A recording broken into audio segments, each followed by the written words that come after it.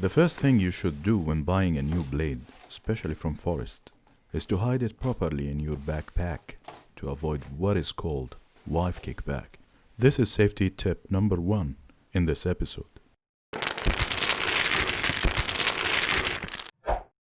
This review is not sponsored by Forrest or any of its affiliates. What I will show you here is unbiased opinion based on my personal experience after testing the Woodworker II blade and not what someone paid me to tell you. Let's begin with the packing. Well, it's cheap, plain box for such an expensive blade, especially when you know that Forrest tells you to save it and reuse it when shipping back the blade for resharpening. It will be okay for one-time use, I believe, but not good enough for reshipping. The blade teeth are well protected with silicone cover, which can be easily removed by hand, but you need to mind the sharp edges when doing so, as they are razor sharp.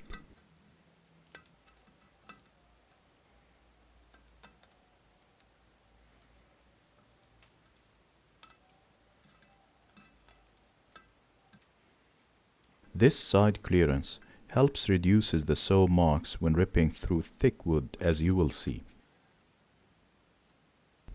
This 40 teeth blade is an ATB style blade, or alternate top bevel, with 15 degrees bevel to the right on the first tooth and another 15 degrees bevel to the left side when you look at the blade from the front. The ATB blades are specially designed for cross-cutting and commonly used on miter saws. Also, Forrest claimed that the plate used in each saw blade is hand-tensioned and the carbide teeth are hand-brazed. The hand tension helps reduce the blade wobble to 1/1000 of an inch and leads to cleaner cuts. The C4 carbide used on this blade's teeth is thicker than other blades in the market, and this is why they can withstand several resharpening. Also, these blades are 300% more durable than other blades in the market. I won't be able to test that, at least for now. The blade has a unique expansion slots which help in dampening vibration when compared with the blade that comes with my table saw and runs quieter, although not quiet enough to allow me to remove my ears protection.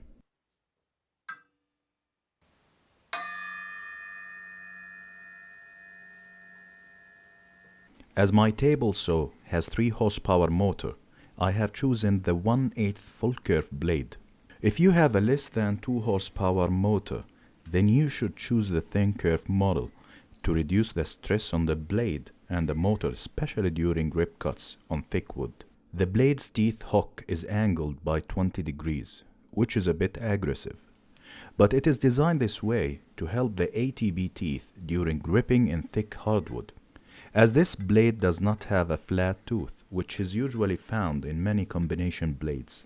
It is recommended to raise your blade until the teeth gullet is slightly above the workpiece to allow the blade to excavate the sawdust and to avoid heat buildup. Also remember that the lower the blade, the higher the chances for a kickback, and the higher the blade, the lesser the quality of your cut. Also the higher the danger of injury, especially if you are not using a blade guard. Now let's begin testing. First test will be on plywood.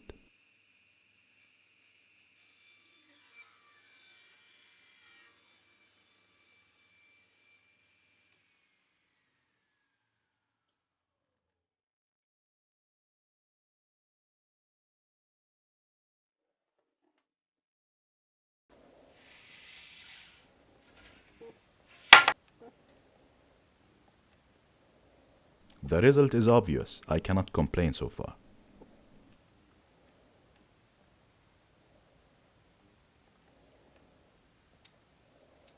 Okay, let's try a phenolic resin plywood this time.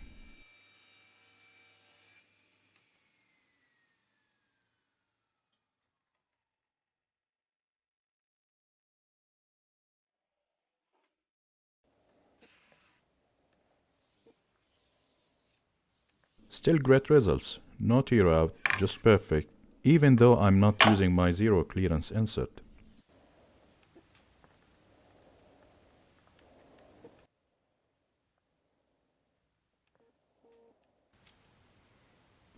Let's take this game to the next level now. This is a 2 inches hard maple, the maximum ripping thickness recommended on this blade.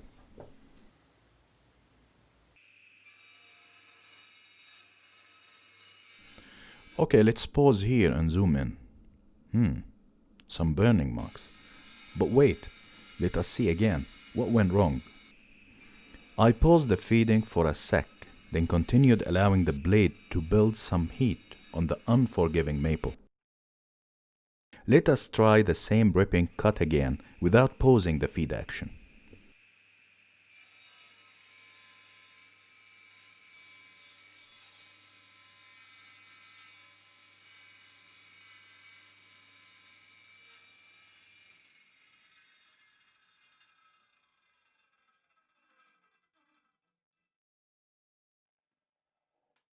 Now let's take a look at how I did. Well, feels like silk, nothing to the touch but smoothness. I'm really surprised with the ripping results. On a maple board with 2 knots, as you can see. There are visually some saw marks, but I cannot feel them when touching the wood. I consider this a glue line finish for sure.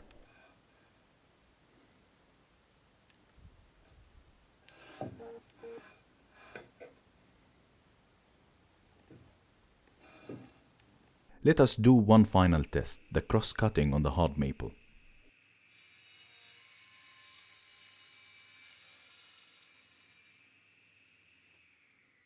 Can't complain here too. This is an impeccable cut, visually and to the touch. In the end, if you are in the market today looking for one blade that can do ripping and cross-cutting, you might consider the Forrest Woodworker II. It is pricey, but remember, it can be resharpened and will spare you buying 2 blades and the time you spend changing between blades. Good luck with your choice and Happy New Year, everyone.